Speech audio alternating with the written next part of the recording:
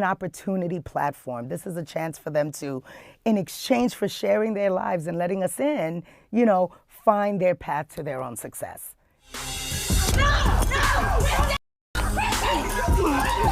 I don't think there was a need for recovery. I think it's weathered it.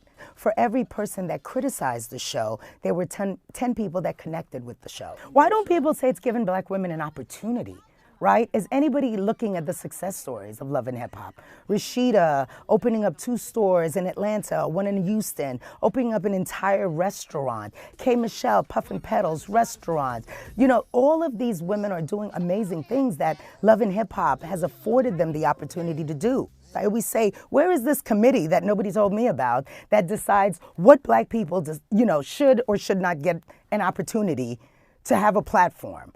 Who gets to follow their dreams? We're going to decide. You're not good enough. You don't represent me well. If we're going to say that we are inclusive as a culture, as a people, then we need to embrace every last one of us, because only then are we truly going to be able to step and walk in our own truth. I am Michelle Obama, and I'm also Cardi B. They're all parts of me. I recognize something, I empathize, I connect with something in every single one of them. And so do the millions of people who tune in. And I think that's a valid point, but what happens when you don't see the Michelle Obama types on reality TV? You tune to the show where they are featured. That's why we have a variety of programming. At some point, we've got to give ourselves grace, right? And I say that specifically to my people of color, because guess what? The white shows, they don't have that same scrutiny, that same level of criticism. And I get it. We don't have the same platforms, the same opportunities. But part of that is because we try to hold ourselves constantly to this outside of realistic expectation standard that has been placed on us. Allow ourselves to be who we are, because who we are is amazing, dynamic, colorful, bold, energetic, loud. And that's everyone, like I said, from one end of the spectrum to the next. Why can't we not embrace and showcase all of that, and be good with it? Well, it seemed like to me the reason why you can't showcase all of that is because when you put certain things on display, it's kind of crazy to come out here and play the race card when the people producing these shows bypass the obvious facts, and how countless people have pointed out how if you're not feeding into certain behaviors, you're not given camera time. So regardless what it is you're trying to accomplish in being on these platforms, people like Mona Scott Young know firsthand how these women in these shows are exploited in so many different ways. Think about all these aspiring individuals who go on these shows thinking they're going to get their big break, and they encounter some of these old throwback Negroes like a Benzino, for example, and they end up doing certain things that some would consider the man act. And while all these people producing these shows act like they don't see a growing problem within these reality series they produce, I've called out the hypocrisy with all these people who brought all these accusations against Robert Kelly and who enabled these individuals to use these platforms to keep these stories going.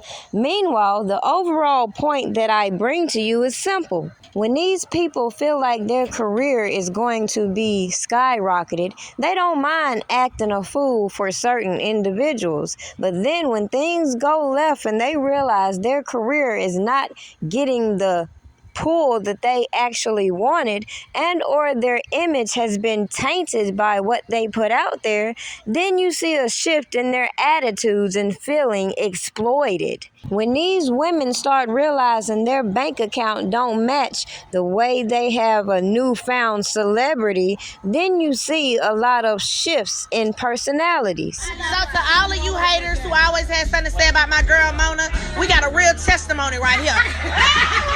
What's up, Kay? Tell them about a testimony. How has she sold seeds? Me and Mona, she's knowing everything I wanted to do. Everything that I wanted to do. And it came what? Huh? What it did? did. Everything she wanted to do came what? It came true. It came true. Y'all better stop it. She pay everybody. Ain't nobody going unpaid. That may God be the glory to y'all. We going back down there. She have had my back. She has, and we've been through so much. That's really my family. Yes. So for her to see everything and just see me in the back of the dressing room crying about some bullshit, and now to be here, have my restaurant, my drink, record deals, all that stuff. It's amazing. I never take from where I Come from. That's right. Now look at this restaurant. Yes, look at God. And look at Mona. Work, Kay.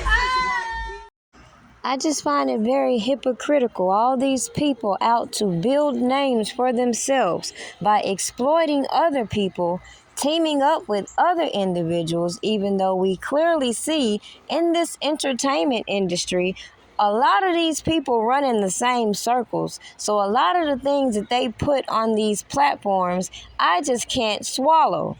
Especially when you have punchlines like, nobody cares about the black woman, yet we see all these reality series that are gravitating towards the dysfunction of exploiting these women with obvious mental issues, while other people in these high places are profiting at our dysfunction. Meanwhile, everybody looks over how a lot of these people only gravitate toward these individuals for certain reasons. Yet, is it fair to say these celebrities or other people are abusing their celebrity or authority when at the end of the day, we see a lot of people will do some strange things for some little change? A lot of people will go along with false narratives just to avoid the things that they do in their closets.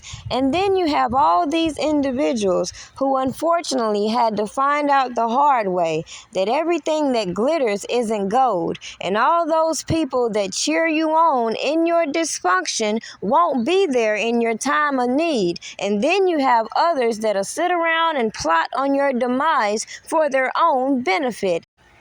Don't you find it strange with all the ratings a lot of these women bring to these reality series, when they have tragic events, they're not there to help them ease their financial woes?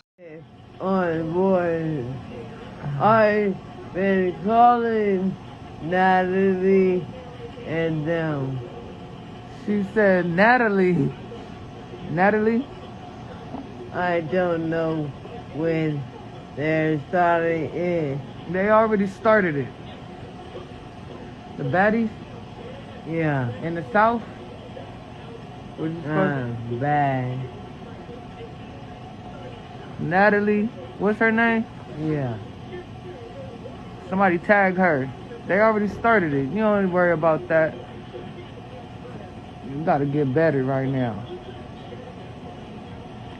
I get better, everybody gonna feel stupid.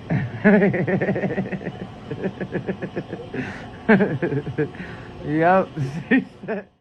How do you feel about these women like Mona Scott Young, who call themselves champions for women and giving these black women the platforms to thrive? Meanwhile, they only give them the platforms to show their ass, to bring in all these ratings and give these negative views on these people's image, and then when they need a little help or a little assistance, you don't hear boo from none of these people who have greatly profited off of them. How do you feel knowing that women like Mona Scott Young and Dream Hampton thrive off of giving these platforms to show all of this black excellence, and then when they get the backlash because certain people clearly see how counterproductive this is, they want to play the race card? Just my opinion. So many of these creative minds want to go against the grain so bad that they fail to realize they are part of the problem.